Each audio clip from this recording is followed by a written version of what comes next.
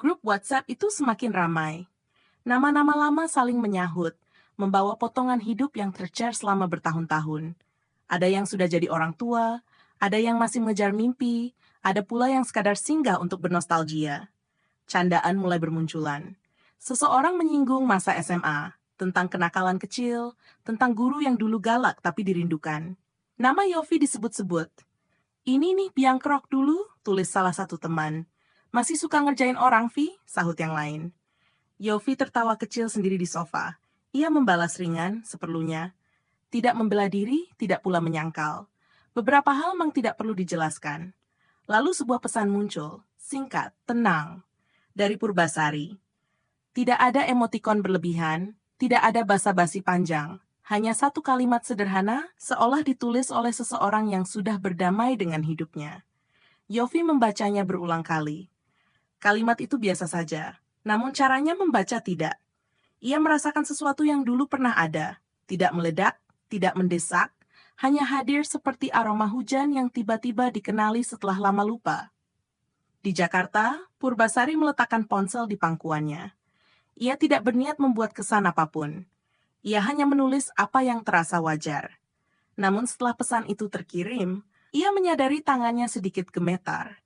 15 tahun lebih berlalu, dan mereka kembali berada di ruang yang sama, meski hanya lewat layar. Percakapan grup terus berjalan, menutupi jeda kecil di antara mereka berdua. Seolah semesta sengaja memberi waktu untuk bernapas sebelum apapun terjadi. Di rumah kecilnya di Jogja, Yofi akhirnya duduk tegak. Ia mengetik sesuatu, lalu menghapusnya. Mengetik lagi, menghapus lagi. Sampai akhirnya ia berhenti mencoba terlihat santai. Ia mengirim pesan pribadi.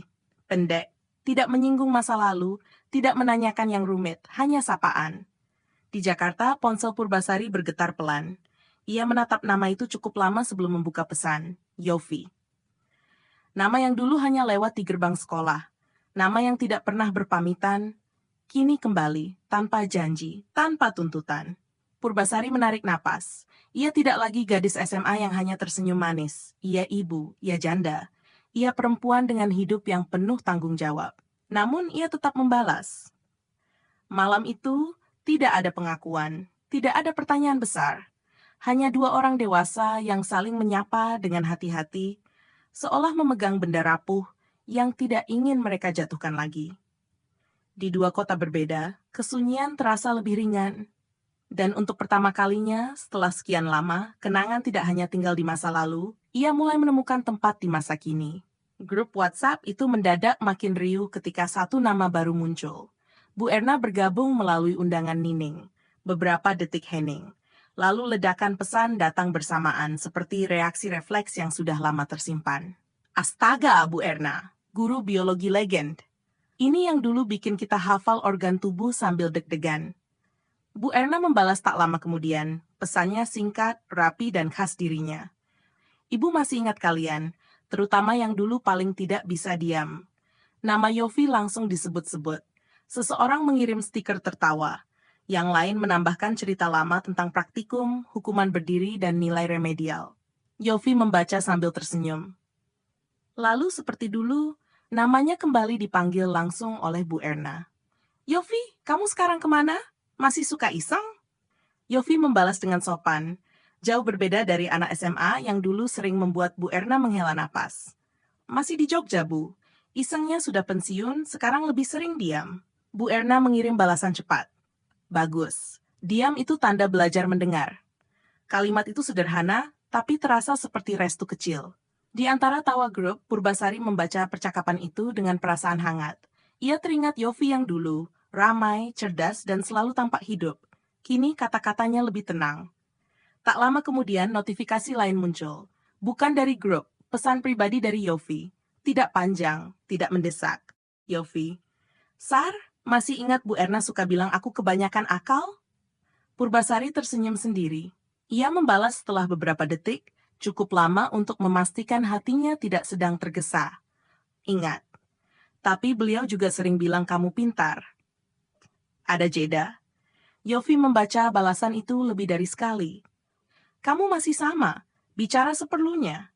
Purbasari berhenti sejenak sebelum membalas. Ia menyadari satu hal, kini tidak ada keharusan untuk menyenangkan siapapun. Dan kamu sekarang lebih hati-hati memilih kata. Balasan Yofi datang lebih pelan. Mungkin karena hidup mengajarkan begitu. Percakapan itu tidak berlari kemana-mana. Tidak ada tanya berlebihan. Tidak ada cerita masa lalu yang dipaksa muncul. Hanya dua orang dewasa yang saling mengenali perubahan. Di Jogja, Yofi mematikan lampu ruang tamu, menyisakan cahaya kecil dari ponselnya. Di Jakarta, Purbasari duduk di tepi tempat tidur, mendengar napas Lala yang teratur. Mereka berada di dunia yang berbeda, dengan hidup yang tak lagi sederhana. Namun malam itu, percakapan singkat terasa cukup. Seperti secangkir teh hangat, tidak manis berlebihan, tapi menenangkan. Dan untuk pertama kalinya, baik Yofi maupun Purbasari menyadari hal yang sama. Kedekatan tidak selalu lahir dari kata-kata panjang. Kadang cukup dari keberanian untuk menyapa kembali. Beberapa hari berlalu setelah percakapan itu. Tidak ada pesan lanjutan, tidak ada sapaan baru. Purbasari tidak menunggunya secara sadar. Ia tetap bangun pagi, bekerja di percetakan, menjemput Lala dan berlatih keroncong seperti biasa. Hidupnya berjalan rapi, nyaris tanpa celah. Namun di sela-sela itu ada kebiasaan kecil yang berubah. Ia lebih sering membuka ponsel, bukan untuk mencari sesuatu yang penting, hanya memastikan apakah ada nama yang muncul di layar, Yofi. Setiap kali notifikasi masuk dan bukan darinya, Sari menghela napas pelan.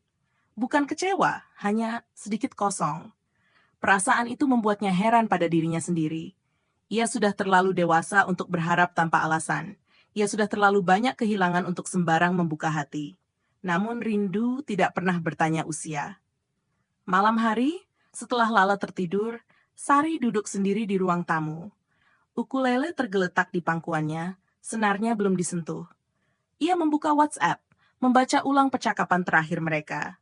Kalimat-kalimatnya singkat, tidak ada yang istimewa. Tapi justru disitulah letaknya. Yofi tidak bertanya berlebihan, tidak mengorek masa lalu, tidak menaruh simpati berlebihan. Ia hadir seperti seseorang yang mengerti bahwa hidup Sari kini penuh lapisan. Dan entah sejak kapan, Sari mulai menunggu. Bukan pesan panjang, bukan pengakuan, hanya susap-sapan sederhana, seperti dulu di gerbang sekolah. Sari sadar, rindu ini berbeda. Tidak liar, tidak membabi buta. Ia tenang namun menetap. Ia sempat menulis pesan, lalu menghapusnya. Menulis lagi, lalu berhenti. Ia tidak ingin terlihat membutuhkan. Ia juga tidak ingin berpura-pura tidak peduli. Di Jakarta, malam terasa lebih panjang dari biasanya. Sari akhirnya menutup ponsel, menarik napas, dan bersandar. Ia bertanya pada dirinya sendiri, apakah ini hanya nostalgia yang mencari jalan pulang, atau sesuatu yang memang layak diberi ruang? Jawabannya belum ada. Namun satu hal pasti, Sari mulai merindukan chat pribadi dari Yofi. Dan rindu itu tidak lagi bisa ia sangkal. Grup WhatsApp SMA kembali hidup di siang hari yang sibuk. Kali ini bukan nostalgia, melainkan obrolan dua nama yang saling lempar kabar. Yofi dan Yuda.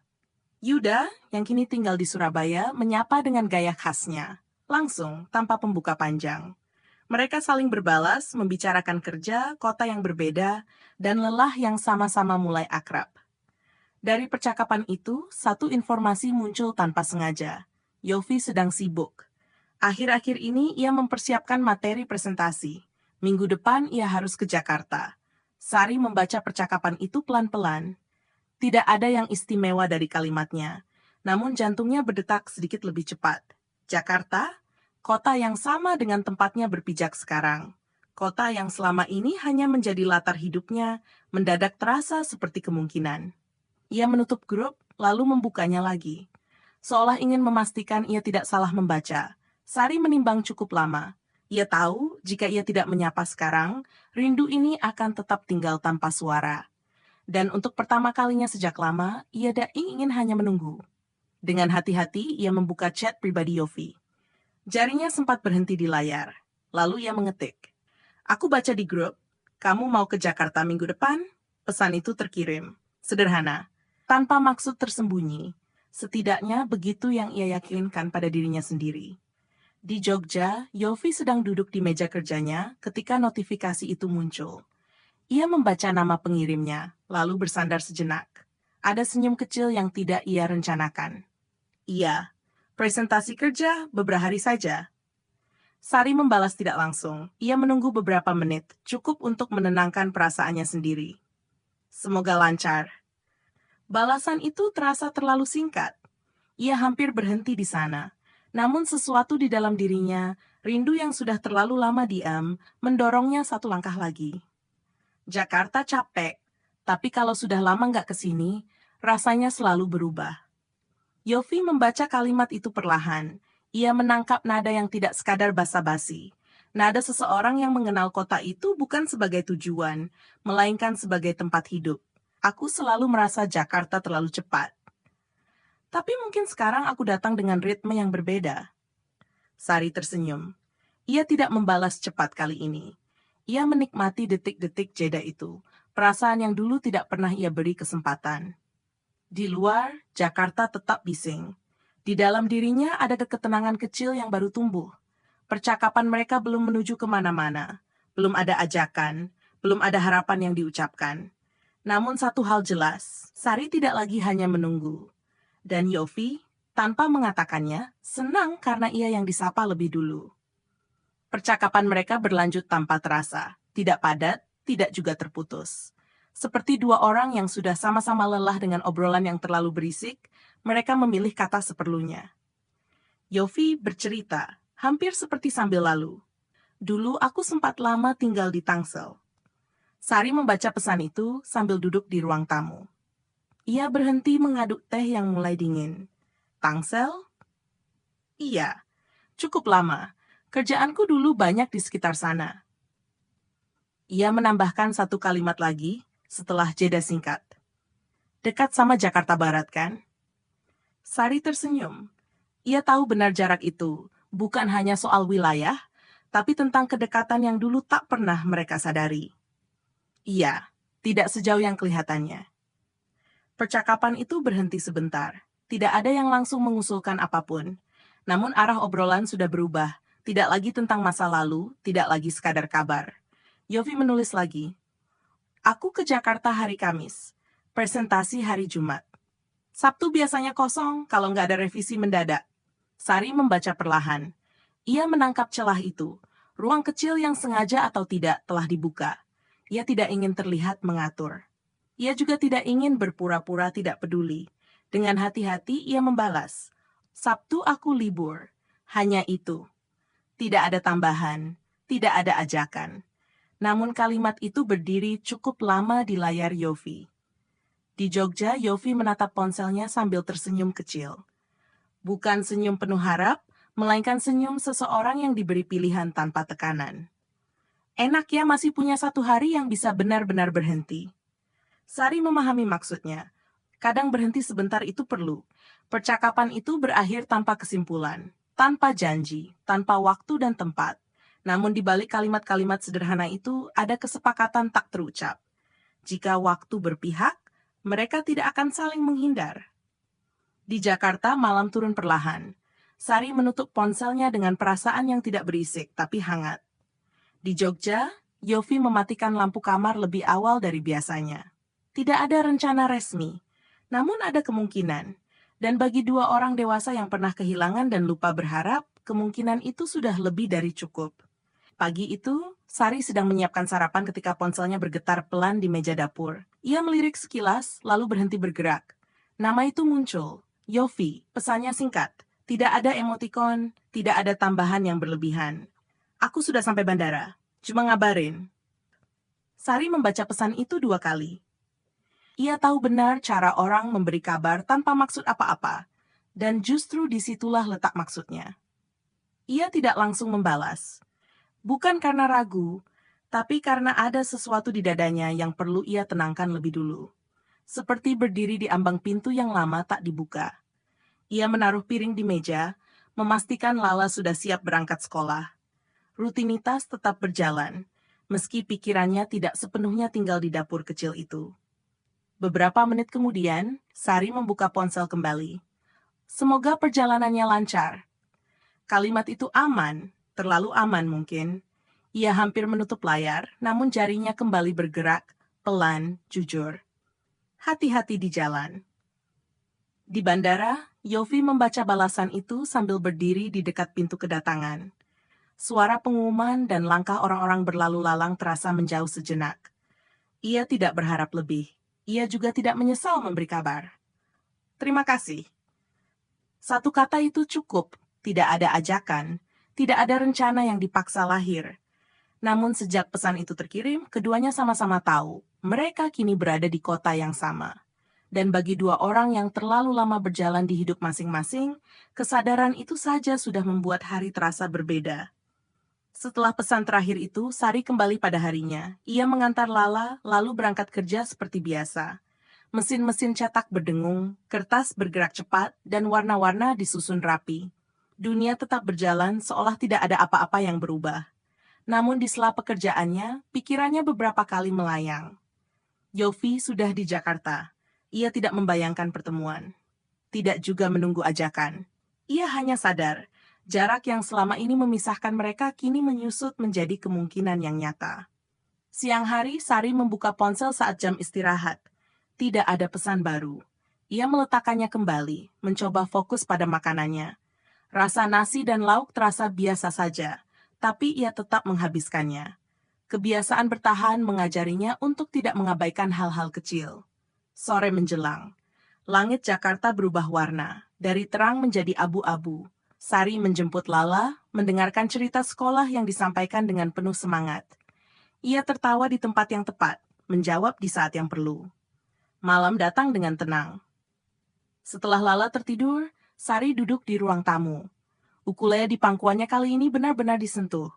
Ia memetik pelan tanpa lagu tertentu. Nada-nada itu mengalir, seperti perasaan yang belum ingin diberi nama.